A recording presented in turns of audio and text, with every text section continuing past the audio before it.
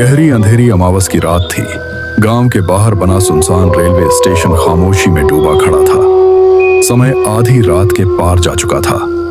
ठंडी हवा खाली प्लेटफॉर्म पर सरसराती हुई गुजर रही थी। दूर तक कोई इंसान दिखाई नहीं दे रहा था। चारों तरफ ऐसा सन्नाटा था जैसे जगह खुद सांस रोके खड़ी हो। स्टेशन के बाहर सिर्फ एक ऑटो खड़ा था।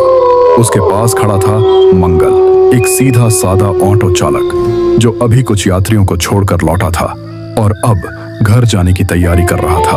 आज तो बड़ी सुनसान रात है, एक भी सवारी नहीं दिख रही। लगता है 8 बजने वाले हैं। अब ज्यादा देर रुकना ठीक नहीं। अमावस की रात है, बेकार यहाँ खड़े रहना सही नहीं होगा। चल मंगल, घर की तरफ निकल लेते हैं, बस रास्ता आराम से कट जाए। ऐसी रातों में मन अपने आप घबरा जाता है। घर तो जा ही रहा हूं, लेकिन अगर एक सवारी और मिल जाए तो आज की कमाई थोड़ी बढ़ जाएगी। आखिरी ट्रेन आने वाली है, शायद उससे कोई उतर जाए। चलो थोड़ा रुक जाता हूं, क्या पता किस्मत साथ दे दे। मंगल घर लौटने ही वाला था, लेकिन उसके मन में एक ख्याल अटक गया। क्यों ना आज एक सवारी और मिल जाए तो कमाई कुछ बेहतर हो जाएगी। उसे याद आया कि आखिरी ट्रेन आने वाली है। अगर उससे कोई यात्री मिल गया तो दिन की थकान भी सफल हो जाएगी। तभी दूर कहीं पटरियों की दिशा से हल्की सी सीटी की आवाज हवा में तैरती हुई उसके कानों तक पहुंची। मंगल ने तुरंत सिर उठाकर अंधेरे में देखा। शायद ट्रेन अब आने ही वाली थी। ये रही ट्रेन की सीटी, लगता है आ ही गई। देखते हैं, शायद कोई यात्री मिल ही जाए।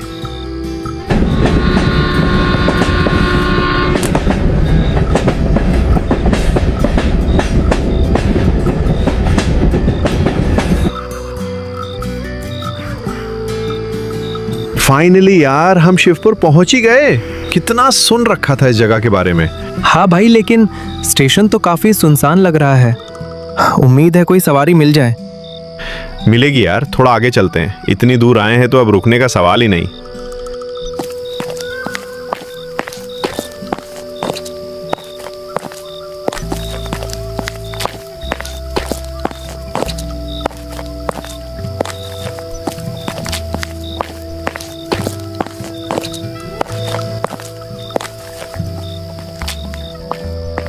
उस समय स्टेशन के बाहर सिर्फ एक ही ऑटो खड़ा था। उसी के पास 2 युवक खड़े थे, रोहित और करण। आइए भैया, सवारी चाहिए क्या? कहाँ तक जाना है? भैया, इधर आसपास कोई ठहरने की जगह मिलेगी क्या? हम पहली बार आए हैं यहाँ। मिल जाएगी भैया, आप बताइए तो सही कहाँ रुकना है। रात काफी हो चुकी है, देर करना ठीक नहीं। भैया सच बताऊं तो हम यहाँ थोड़ा एडवेंचर के लिए आए हैं। शहर की भागदौड़ से दूर कुछ अलग महसूस करना है। हाँ, शांत गांव देखना है, हरियाली में घूमना है और थोड़ा रोमांच भी चाहिए। जगह तो आपने सही चुनी है। हमारा गांव बहुत शांत है, लेकिन आज अमावस की रात है। ऐसी रातों में यहाँ लोग ज्यादा बाहर नहीं निकलते। अरे भैया, हम डरने वालों में से नहीं हैं। रोमांच अपनी जगह है भैया, लेकिन सावधानी भी जरूरी होती है। पहले मेरे साथ चलिए, आराम कर लीजिए, सुबह ताजा दिमाग से घूमना। हाँ, पहले रुकने का इंतजाम कर लेते हैं, फिर सुबह देखेंगे। ठीक है भैया, आपकी बात में दम है। बस यही समझदारी है। आइए बैठिए, मैं आपको अपने घर की तरफ ले चलता हूँ। दोनों की आंखों में अलग ही उत्साह चमक रहा था, मानो यह देर रात का सफर उनके लिए किसी रोमांच से कम ना हो। लेकिन मंगल का मन उतना बेफिक्र नहीं था। वह चाबी घुमाकर ऑटो स्टार्ट कर चुका था, फिर भी उसके भीतर एक अनजानी बेचैनी उठ रही थी। उसे याद आया कि आज अमावस की रात है और ऐसी रातों को लेकर उसने बचपन से कई अजीब किस्से सुने थे। उसने एक पल आसमान की तरफ देखा। चारों ओर गहरा अंधेरा पसरा था। मन ही मन उसने सोचा, आज ज्यादा देर बाहर रुकना ठीक नहीं। फिर भी सवारियों को बैठाकर उसने ऑटो सड़क पर बढ़ा दिया। इंजन की आवाज सुनसान रास्ते में गूंजने लगी। आगे का रास्ता खाली था। पेड़ों की लंबी परछाइयां सड़क पर अजीब आकार बना रही थीं और मंगल को महसूस हो रहा था कि यह सफर शायद साधारण नहीं है। मंगल भैया, यहाँ आसपास कोई होटल मिल जाएगा क्या? रात भी होने वाली है। नहीं भैया, इस समय तो यहाँ कोई होटल नहीं मिलेगा। आप चिंता मत कीजिए, मेरे घर चलिए। घर बड़ा तो नहीं है, मगर आज की रात आराम से गुजर जाएगी। सच भैया? फिर तो मजा आ जाएगा, गांव का असली माहौल भी देख लेंगे। हाँ, आज आप लोग मेरे मेहमान हैं, लेकिन एक बात ध्यान रखिए, आज अमावस की रात है। ऐसी रातों में यहाँ लोग ज्यादा बाहर नहीं निकलते। क्यों भैया, ऐसा क्या खास है आज की रात में? गांव में मान्यता है कि अमावस की रात में बुरी और ताकतवर शक्तियां बाहर निकलती हैं, इसलिए सावधानी जरूरी होती है। रोमांच अपनी जगह है भैया, लेकिन समझदारी भी जरूरी है। अरे भैया, तब तो और भी मजा आएगा। थोड़ा रोमांच तो चाहिए ही। पहले घर चलिए, रात बाहर बिताने लायक नहीं है। ठीक है भैया, जैसा आप सही समझे। धन्यवाद मंगल भैया, आपने बड़ी मदद कर दी। अरे इसमें धन्यवाद की क्या बात है, बस अब जल्दी घर पहुंच जाए। अमावस की रात में अंधेरा जल्दी गहरा जाता है। रात के 8 बजने वाले थे, तभी रोहित और कर्ण मंगल के घर पहुंच चुके थे। घर के बाहर बैठकर तीनों ने साथ में चाय पी और देर तक आपस में बातें करते रहे। माहौल सामान्य था, लेकिन मंगल के चेहरे पर हल्की सी गंभीरता साफ झलक रही थी। कुछ देर बाद उसने दोनों को समझाते हुए रात की गंभीरता का एहसास कराया। उसकी आवाज में चिंता साफ महसूस हो रही थी, जैसे वह किसी अनहोनी की आशंका को पहले से भांप रहा हो। रोहित, करण, मेरी बात ध्यान से सुनो। आज अमावस की रात है। ऐसी रातों में यहाँ का माहौल बदल जाता है। गांव के लोग मानते हैं कि इस समय बुरी ताकतें ज्यादा सक्रिय हो जाती हैं, इसलिए बेवजह बाहर घूमना ठीक नहीं।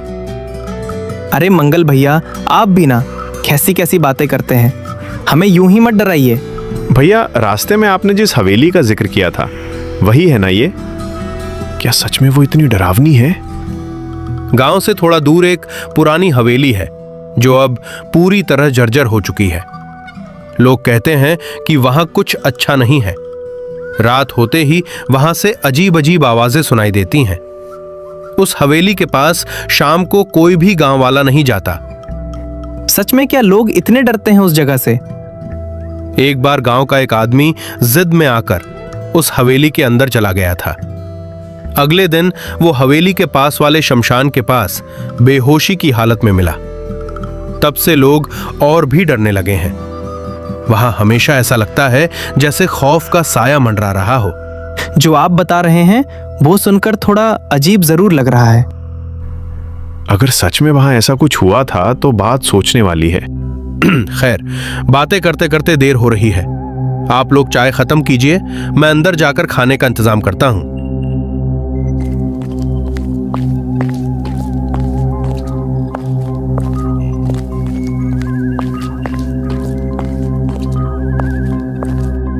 यार रोहित, तुम्हें नहीं लगा कि मंगल भैया के घर में और कोई है ही नहीं?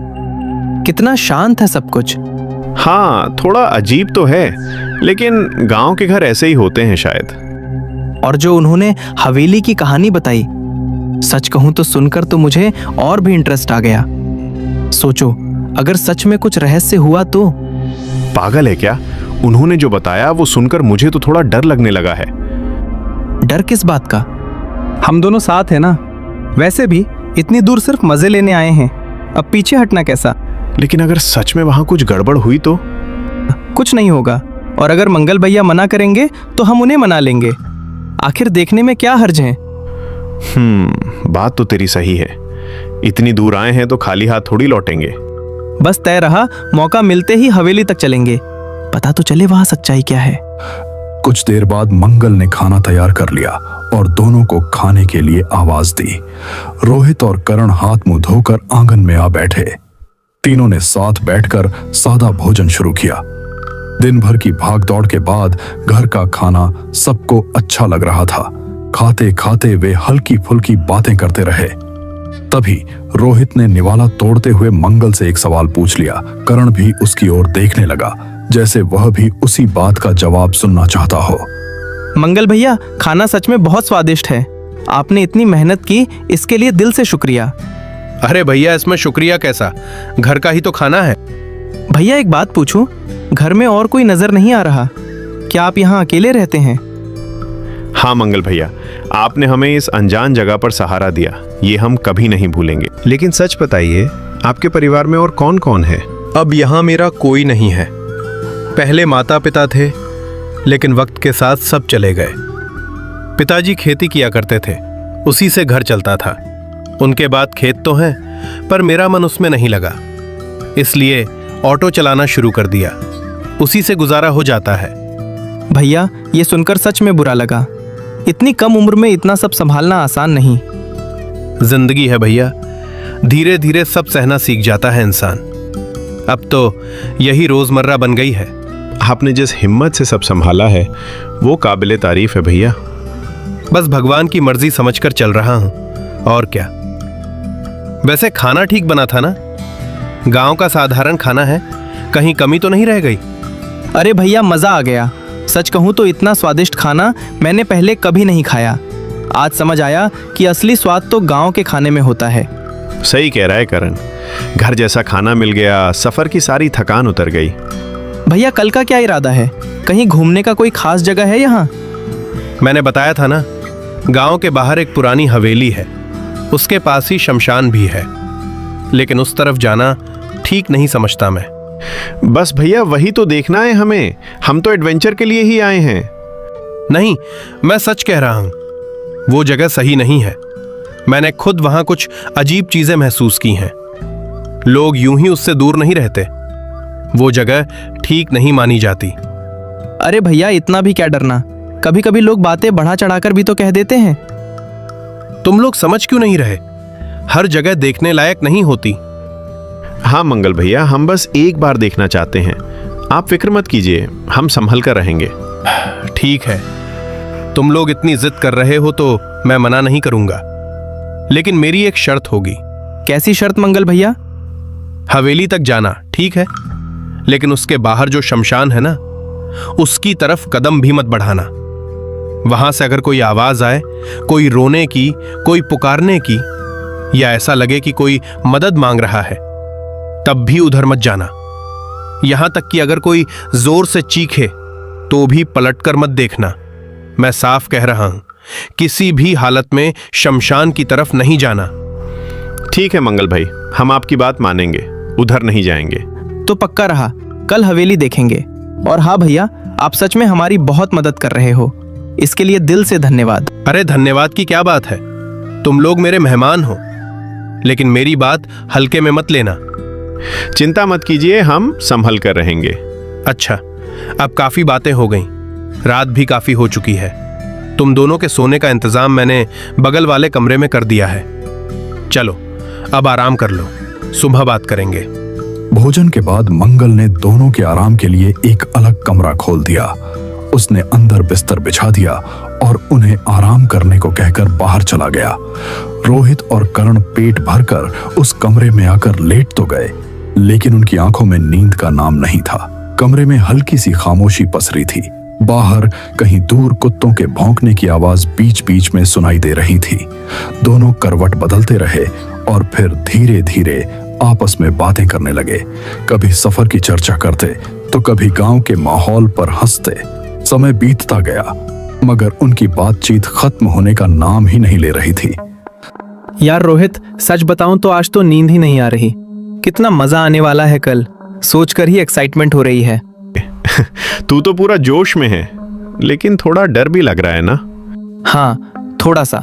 पता नहीं क्यों मंगल भैया की बातें याद आ रही हैं, पर फिर भी दिल कह रहा है कि कल कुछ अलग होने वाला है। बस कर यार, तू जितना सोचता है उतना ही दिमाग में घूमता रहेगा। अरे सोचूं भी ना तो क्या करूं? इतनी दूर आए हैं और वो हवेली सच में देखना है मुझे। ठीक है भाई, देख लेंगे, लेकिन अभी सो भी जा। क्या पूरी रात ऐसे ही बातें करता रहेगा? कोशिश करता हूं, पर नींद आए तब ना। आंख बंद कर और चुपचाप लेट जा, कल सुबह जल्दी निकलना है। दोनों बातों ही बातों में कब शांत हुए और कब उन्नींदे होकर गहरी नींद में डूब गए, उन्हें खुद भी पता नहीं चला। रात यूं ही गुजर गई और देखते ही देखते सुबह की हल्की रोशनी खिड़की से भीतर आने लगी।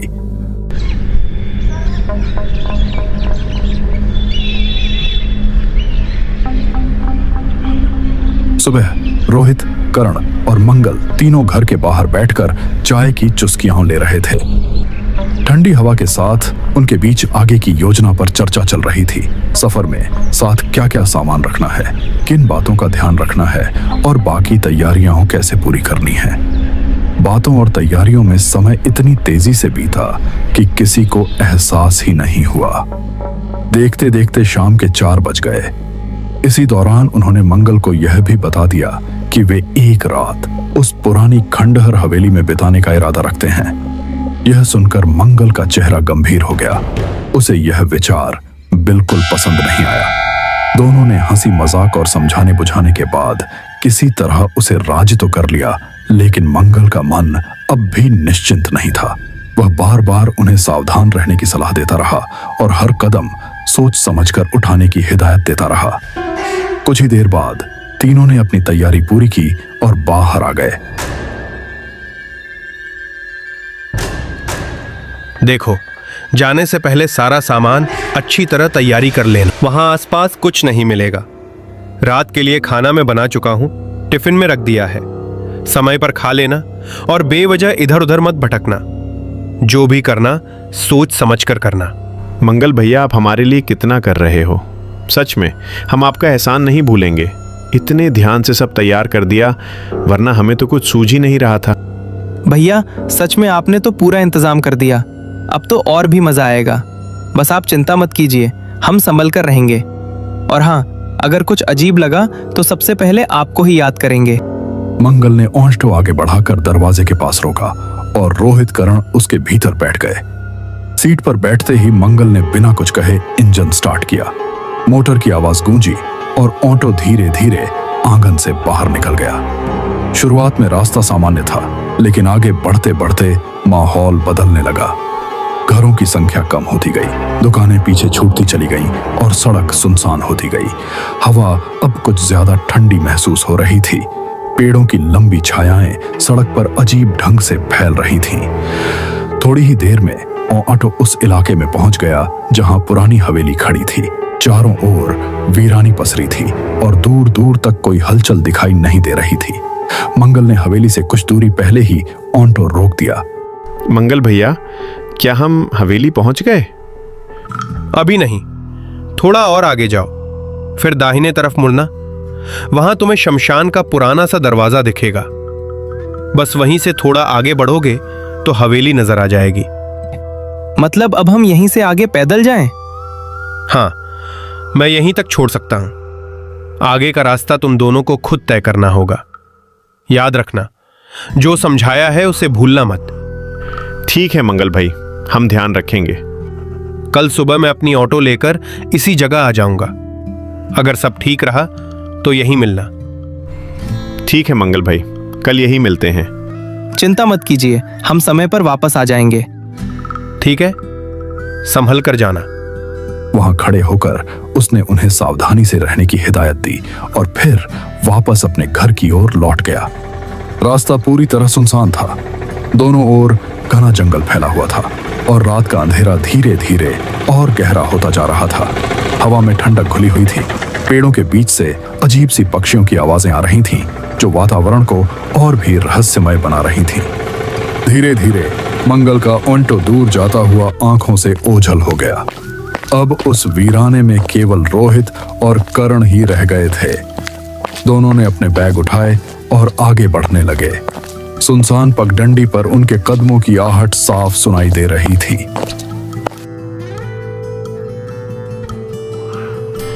करण, पता नहीं क्यों मुझे यहाँ कुछ ठीक नहीं लग रहा। अरे यार, तू भी ना अभी से घबरा गया। इतनी दूर आए हैं और अब पीछे हटने की सोच रहा है। ये सब बस दिमाग का खेल है। देखना, सुबह हंसेंगे हम इस बात पर। शायद हमें मंगल भैया की बात मान लेनी चाहिए थी। रात में इस तरह रुकना सही फैसला है या नहीं, समझ नहीं आ रहा। अगर हालात ऐसे ही रहें तो हमें वापस लौटने के बारे में सोचना चाहिए।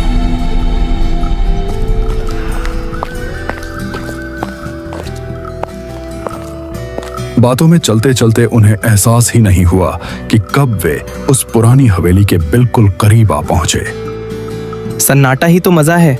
एडवेंचर ऐसा ही होता है। डर लगे तभी तो असली रोमांच मिलता है। मजाक मत कर, माहौल देख। खाली हवेली, सन्नाटा, कुछ तो अजीब है। सामने खड़ी वह इमारत अंधेरे में और भी विशाल और रहस्यमय लग रही थी। सबसे अजीब बात यह थी कि हवेली का मुख्य फाटक पहले से खुला हुआ था, जैसे किसी ने जानबूझकर उसे अध खुला छोड़ रखा हो। क्षण भर के लिए दोनों ठिठके, फिर हिम्मत जुटाकर भीतर कदम रख दिया। अंदर का आंगन सूना पड़ा था। नीचे के कमरे जर्जर हालत में थे। दीवारों का पलस्तर झड़ चुका था, खिड़कियां टूटी हुई थीं और हर तरफ धूल जमी थी। वहां रुकना उन्हें ठीक नहीं लगा। तभी उनकी नजर ऊपर की मंजिल पर गई, जहां कई कमरों की कतार दिखाई दे रही थी। टूटी सीढ़ियों से संभलते हुए वे ऊपर चढ़े। ऊपर पहुंचकर उन्होंने देखा कि एक कमरा बाकी हिस्सों की तुलना में कुछ बेहतर स्थिति में था। वहीं ठहरने का निश्चय किया। दोनों ने मिलकर थोड़ी बहुत सफाई की, धूल हटाई, अपना बिस्तर बिछाया और बैग एक कोने में रख दिए। फिर वहीं बैठकर इधर उधर की बातें करने लगे। माहौल शांत था और समय धीरे धीरे बीतता रहा। उन्हें पता ही नहीं चला कि कब घड़ी की सुइयां रात के 9 बजा चुकी थीं। अरे करण, देख तो, कब के 9 बज गए और हमें पता भी नहीं चला। मुझे तो अब जोर की भूख लग रही है। चल, जो खाना लाए हैं वही निकाल लेते हैं, वरना देर हो जाएगी। सच में यार, टाइम कैसे निकल गया पता ही नहीं चला। चल ठीक है, पहले खाना खा लेते हैं, फिर आराम से बैठकर आगे की सोचेंगे। हाँ, पेट भरा रहेगा तो दिमाग भी ठीक से काम करेगा, वरना भूख में तो कुछ समझ ही नहीं आता। और हाँ, कल के लिए ताकत भी चाहिए। एडवेंचर खाली पेट नहीं होता। खाना खत्म करने के बाद दोनों ने अपना बैग एक कोने में रख दिया और बिछी चादर पर लेट गए। हवेली में कोई रोशनी नहीं थी। टूटी खिड़कियों और दरारों से आती हल्की चांदनी ही कमरे को धुंधला सा दिखा रही थी। दिन भर की थकान उनके चेहरे पर साफ नजर आ रही थी। पैरों में दर्द था और शरीर बिल्कुल ढीला पड़ चुका था। कुछ देर तक वे छत की तरफ देखते रहे, जहां जाले हवा के साथ हिल रहे थे।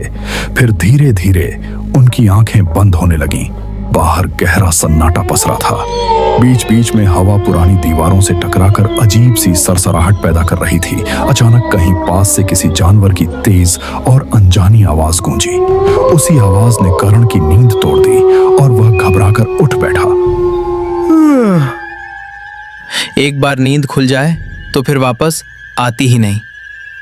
और ये रोहित तो देख, घोड़े बेचकर सो रहा है। लगता है इसे तो तोप भी चल जाए तो नहीं उठेगा। चलो, जब नींद नहीं आ रही तो थोड़ा घूम ही लेता हूं।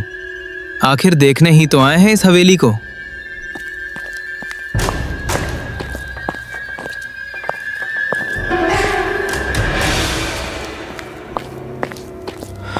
उफ, यहाँ बाहर तो और भी अजीब लग रहा है। हवा भी जैसे अलग सी लग रही है। पता नहीं क्यों, लेकिन थोड़ा सा डर सा भी महसूस हो रहा है। अरे रहने दे, डरने से क्या होगा। इतनी दूर आए हैं तो खाली कमरे में बैठे रहने से अच्छा है थोड़ा इधर उधर देख लिया जाए। रोहित तो वैसे भी गहरी नींद में है। चल करण, हिम्मत रख, आखिर एडवेंचर करने ही तो आए हो। कमरे में अब भी वही धुंधली चांदनी थी, लेकिन माहौल पहले से ज्यादा भारी महसूस हो रहा था। करण अपने ही ख्यालों में डूबा धीरे धीरे कदम बढ़ा रहा था। तभी अचानक उसकी नजर सामने की दीवार पर पड़ी और वह एकदम से ठिठक गया। दीवार पर कुछ ऐसा दिखाई दे रहा था जिसे देखकर उसका गला सूख गया। कुछ पल के लिए उसके कदम जैसे जमीन से चिपक गए। उसने गहरी सांस ली, खुद को संभाला और हिम्मत जुटाकर थोड़ा आगे बढ़ा। चांदनी की हल्की रोशनी दीवार पर पड़ रही थी, मगर वह चीज साफ समझ नहीं आ रही थी। करण ने गर्दन आगे बढ़ाकर ध्यान से देखने की कोशिश की कि आखिर दीवार पर वह अजीब सी आकृति क्या है। उसका दिल तेजी से धड़क रहा था और हर कदम के साथ उसकी बेचैनी बढ़ती जा रही थी। अरे बाप रे, ये कैसी तस्वीर टांग रखी है यहाँ। ऐसी जगह पर कोई ये सब लगाता है क्या? पहले ही इस हवेली के बारे में इतना कुछ सुन रखा था, वैसे ही दिल घबराया हुआ था। और अब ये, सच में इसे देखकर तो जान ही निकल रही मेरी।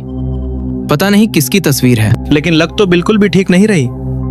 यहाँ खड़ा रहना भी अजीब लग रहा है। कहीं मैं बेवजह ज्यादा सोच तो नहीं रहा। करण हवेली के भीतर यूं ही टहलता हुआ एक हिस्से से दूसरे हिस्से में जा रहा था। दीवारों पर जमी धूल और टूटी खिड़कियों के बीच उसकी चाल की आहट गूंज रही थी। इसी दौरान उसकी नजर एक संकरे गलियारे जैसे रास्ते पर पड़ी। उत्सुकता में वह उसी तरफ मुड़ गया और धीरे धीरे सीधे आगे बढ़ने लगा। गलियारा पार करते ही सामने का दृश्य देखकर वह ठहर गया। दूर तक फैला वही श्मशान दिखाई दे रहा था जिसकी चर्चा रास्ते में हुई थी। यह दृश्य देखते ही उसे अचानक मंगल की कही बातें याद आ गईं और उसके कदम कुछ पल के लिए थम से गए। अच्छा, तो यही वो जगह है जिसके बारे में मंगल भैया बार बार मना कर रहे थे। सामने यही शमशान होगा शायद। उन्होंने कहा था उधर मत जाना, लेकिन मैं तो बस देख ही रहा हूं।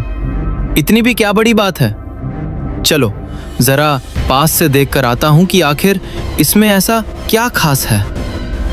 थोड़ा और आगे बढ़ते ही करण की नजर सामने पड़ी एक सफेद परछाई के ऊपर जो हल्की सी पेड़ की आड़ में खड़ी थी। पहली नजर में उसे लगा जैसे उस पेड़ के पास कोई धुंधली सी परछाई खड़ी हो।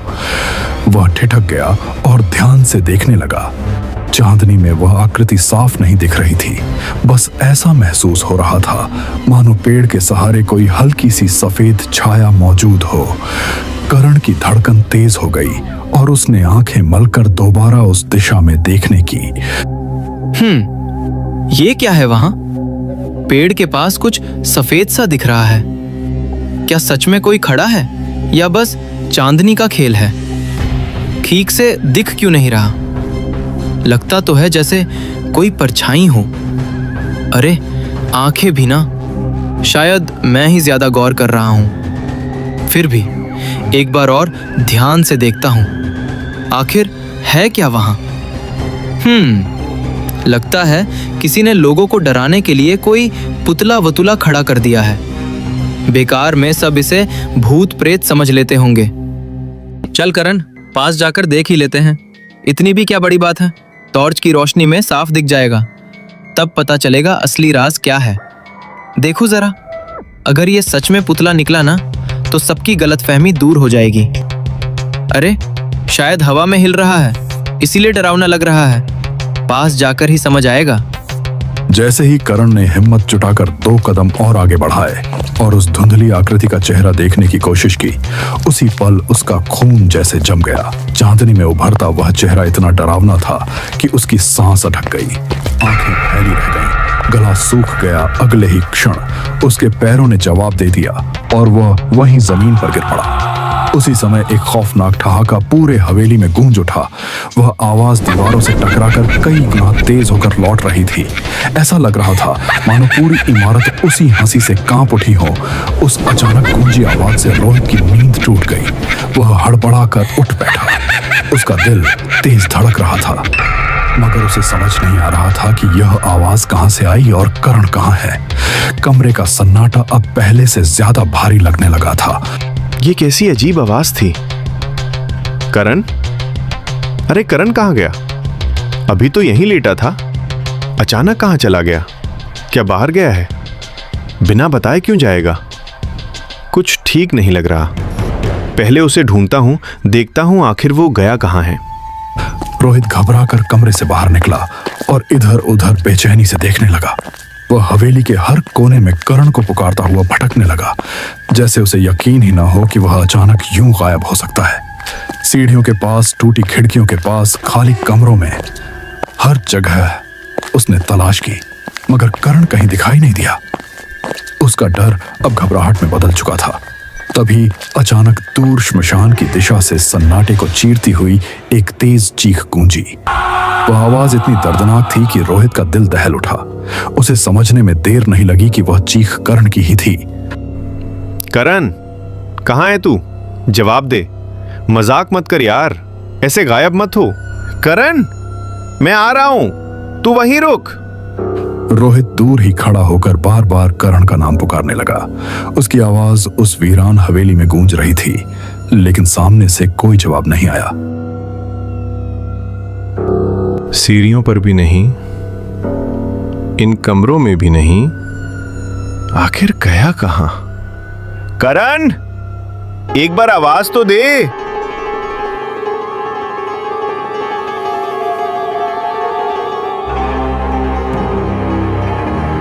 उसने फिर जोर से आवाज लगाई। उम्मीद थी कि करण उठकर कुछ कहेगा, मगर करण बिल्कुल स्थिर पड़ा रहा। न कोई हरकत, न कोई प्रतिक्रिया। अब रोहित की घबराहट बढ़ने लगी। उसके दिल में साफ साफ डर उतर गया था। उसे महसूस होने लगा कि इस जगह पर सब कुछ सामान्य नहीं है। यहां जरूर कुछ गड़बड़ है। करण, ओए उठ जा। ये क्या ड्रामा लगा रखा है? दूर से ही दिख रहा है तू नीचे पड़ा है। मुझे डराने की कोशिश कर रहा है ना? चल अब उठ भी जा, मजाक बंद कर। ये टाइम नहीं है ऐसे खेल खेलने का। करण, सुन रहा है ना? बहुत हो गया, उठ और कुछ बोल। ऐसे पड़े पड़े मुझे बेवकूफ मत बना। अगर सच में गिरा है तो आवाज तो दे। रोहित झुककर करण को उठाने की कोशिश ही कर रहा था कि अचानक उसके पीछे से एक डरावनी हंसी गूंज उठी। वह हंसी इतनी तेज और सिहरन पैदा करने वाली थी कि हवेली की दीवारें तक कांपती हुई महसूस हुई। करण, उठ। क्या हुआ तुझे? अरे ऐसे क्यों पड़ा है? आंखें खोल। मेरी आवाज सुन रहा है ना? जवाब दे। करण, होश में आ। देख, मैं यही हूं। उठ यार, कुछ तो बोल। ये कैसी हंसी है? कौन है वहां? सामने आओ। आवाज सुनते ही रोहित धीरे धीरे पलटा। जैसे ही उसकी नजर पीछे पड़ी, उसका चेहरा सख्त पड़ गया। आंखें फैल गईं और होंठ खुलकर वहीं ठहर गए। उसके सामने एक भयावह आकृति खड़ी थी। सफेद लिबास में लिपटी, लंबे बिखरे बाल चेहरे पर झूल रहे थे। उस चेहरे पर ऐसी विकृत मुस्कान थी जिसे देखकर रूह कांप जाए। चांदनी की फीकी रोशनी में वह परछाई और भी खौफनाक लग रही थी। यह दृश्य देखते ही रोहित के शरीर से जैसे सारी ताकत निकल गई। उसके हाथ कांपने लगे, पैर सुन्न हो गए। अगले ही पल उसकी आंखों के आगे अंधेरा छा गया और वह वहीं जमीन पर धड़ाम से गिर पड़ा। अगली सुबह सूरज निकलने के कुछ समय बाद मंगल अपना ऑटो लेकर उसी जगह आकर रुक गया जहां पिछली रात उसने रोहित और करण को उतारा था। सड़क अभी भी आधी सुनसान थी। हल्की धूप पेड़ों के बीच से छनकर जमीन पर पड़ रही थी। मंगल ओयंटो के सहारे खड़ा होकर बार बार उस दिशा में देखने लगा जिधर से दोनों को वापस आना था। उसके चेहरे पर चिंता साफ दिखाई दे रही थी। रात की बात उसे चैन से सोने नहीं दे पाई थी। वह कभी घड़ी देखता, कभी हवेली की तरफ नजर दौड़ाता। समय बीत रहा था, लेकिन रोहित और करण का कहीं कोई पता नहीं था। इंतजार अब बेचैनी में बदलने लगा था। यही वक्त तय हुआ था। अभी तक क्यों नहीं पहुंचे दोनों? इतनी देर तो लगनी नहीं चाहिए थी। आखिर रुक कहां गए? कहीं रास्ता भटक तो नहीं गए? मुझे तो अब चिंता होने लगी है। कुछ गड़बड़ तो नहीं हो गई? बस भगवान करे सब ठीक ठाक हो। क्यों नहीं दिख रहे अभी तक? काफी देर तक इंतजार करने के बाद भी जब रोहित और करण वापस नहीं आए तो मंगल को समझ आ गया कि मामला ठीक नहीं है। अब उसे पूरा यकीन हो चुका था कि कुछ न कुछ गड़बड़ जरूर हुई है। वह बार बार उस सुनसान रास्ते की तरफ देखता रहा, लेकिन दूर तक कोई हलचल दिखाई नहीं दे रही थी। उसने तुरंत गांव के कुछ लोगों को बुलाया और बिना देर किए सबके साथ उन्हें ढूंढने निकल पड़ा। सबके चेहरों पर गंभीरता थी और कदम तेज हो चुके थे। थोड़ी तलाश के बाद वे दोनों मिल गए और उन्हें संभालते हुए घर वापस ले आया गया। दोनों की हालत देखकर साफ लग रहा था कि रात उनके लिए आसान नहीं रही थी। कुछ समय बाद करण को होश आ गया, लेकिन रोहित अभी भी बेहोशी की हालत में पड़ा था। उसे बार बार आवाज दी जा रही थी, मगर वह आंखें नहीं खोल रहा था। मैंने तुम्हें पहले ही समझाया था कि उस तरफ जाना ठीक नहीं है। हर जगह सिर्फ देखने या रोमांच के लिए नहीं होती। जहां के बारे में ठीक से पता ना हो, वहां कदम संभाल कर रखना चाहिए। जिद में लिया गया फैसला कभी कभी भारी पड़ जाता है। मंगल भैया, आप सही कह रहे थे। मुझसे गलती हो गई। आपकी बात हल्के में ले ली। आगे से बिना सोचे समझे ऐसा कदम नहीं उठाऊंगा। मुझे माफ कर दीजिए। पिछली रात का मंजर देखकर उनके मन में डर गहराई तक बैठ गया था।